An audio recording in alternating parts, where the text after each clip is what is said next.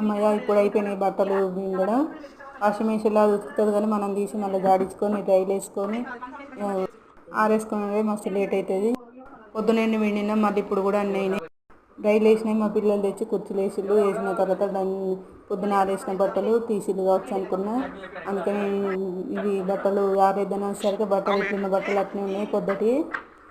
అందుకని కోపడుతున్నాను వాళ్ళను. అవి తీసి అక్కడ మంచాలు ఉన్న కుర్చీలు అన్నీ వేస్తే నేను ఈజీగా వెళ్ళి వేసుకోవచ్చు కదా నాకు.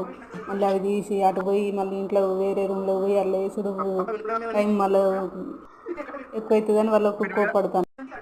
మా చిన్న అబ్బాయి అడుగుతాడు, పప్ప వినుకున్నాడు కదా మళ్ళీ అలా ఎందుకు విన్నావు అంటున్నాడు. ఆడోళ్ళు విండినట్టు ఉంటుందా మగోళ్ళు వినుకుంటే? అయినా మళ్ళీ ఆయన రాగానే బట్టలు వాషింగ్ మిషన్లో మళ్ళీ నాకు రేపు డ్యూటీకి కావాలి కదా డ్రెస్ యూనిఫామ్ అందులో వాషింగ్ మిషన్లో అంటే వేసినాయి. ఇక నేను సీరియస్గా పని చేస్తుంటే వాళ్ళు నా మీద కామెంట్ చేస్తారు వీడియో తీసుకుంటూ. అందుకే వాళ్ళతోటి నవ్వుతూ బట్టలు ఆరేస్తున్నా. బాయ్, మరి మరో నెక్స్ట్ వీడియోలో కలుద్దాం.